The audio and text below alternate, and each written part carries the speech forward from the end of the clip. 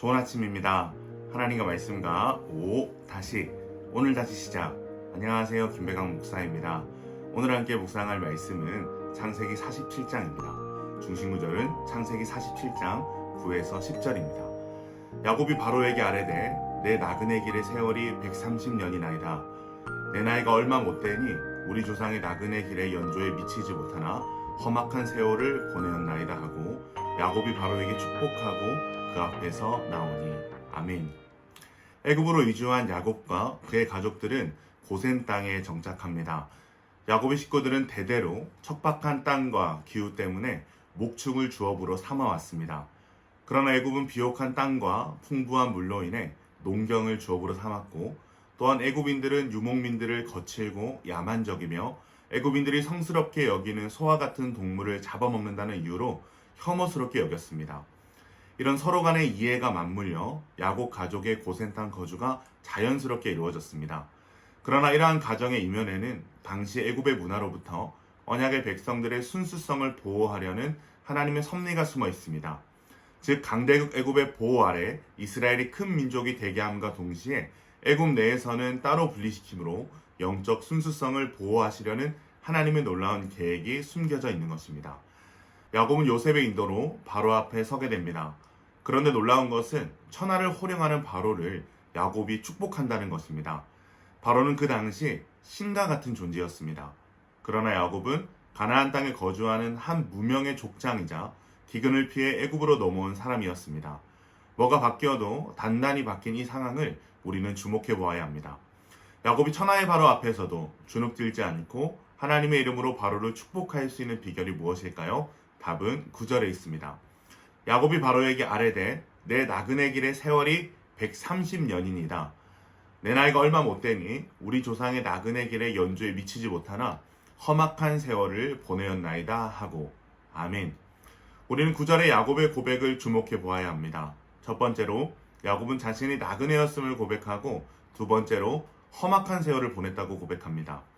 우리가 이때까지 살펴본 야곱의 삶을 너무나도 잘 축약한 대답이 아닐 수 없습니다. 야곱은 부유한 이삭의 집에 태어나 안정된 삶을 살 수 있었지만 그의 삶은 나그네와 같이 떠돌던 삶이었고 결코 쉽지 않은 험악한 세월을 보냈습니다. 그러니 나그네와 같고 험악한 세월 가운데 만난 하나님으로 인하여 드디어 야곱은 새 이름 이스라엘에 합당한 믿음의 사람이자 하나님께서 아브라함에게 주셨던 세상의 복이 되는 사명의 계승자로 서게 된 것입니다.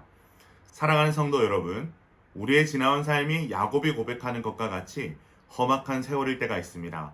그러나 하나님께서는 이 시간들을 통해 세상의 어떤 권세 앞에서도 두려워하거나 주눅들지 않는 하나님의 사명자로 우리를 세우실 것입니다.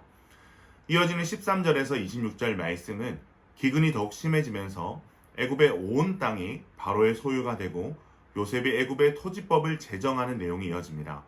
온 땅의 기근이 더욱 심해지고 백성들은 자신들이 소유한 가축과 땅을 바로에게 바치고 양식을 얻습니다. 그리고 이때부터 애굽의 땅 중 제사장 소유를 제외하고는 모두 바로의 소유가 되었습니다. 그리고 요셉은 이 토지법을 제정하는데 애굽 백성으로 하여금 수확의 5분의 1을 바로에게 바치도록 한 것입니다. 이것은 풍년일 때도 동일한 조건의 토지법이었습니다.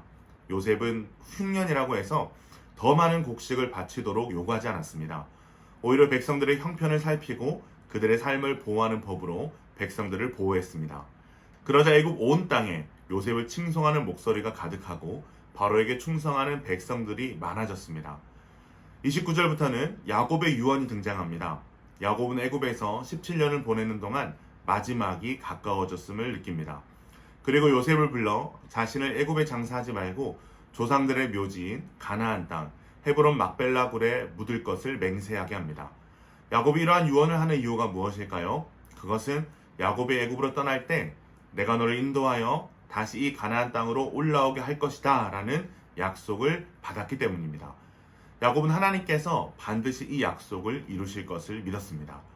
또한 야곱은 죽는 자신의 몸을 가나안 땅에 묻음으로 이 장례를 치르는 그의 모든 자녀들이 우리가 가야 할 땅, 약속의 땅은 애굽이 아니라 가나안 땅이구나 라는 것을 알기를 원했습니다.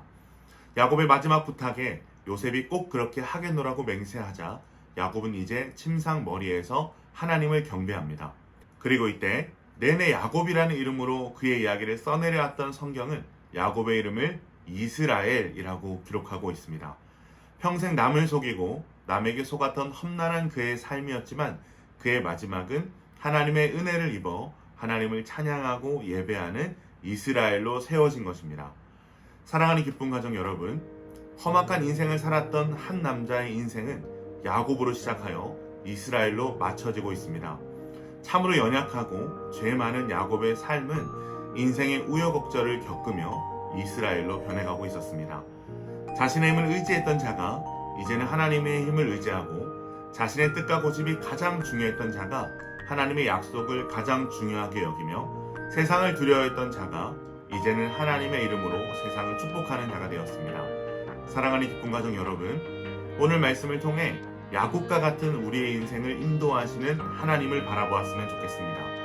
모든 삶의 과정들을 통해서 참으로 못난 야곱을 너무나도 멋있는 이스라엘로 결국 완성하셨던 하나님이 우리의 하나님이시기에 험한 우리의 인생에도 여전히 소망이 있습니다.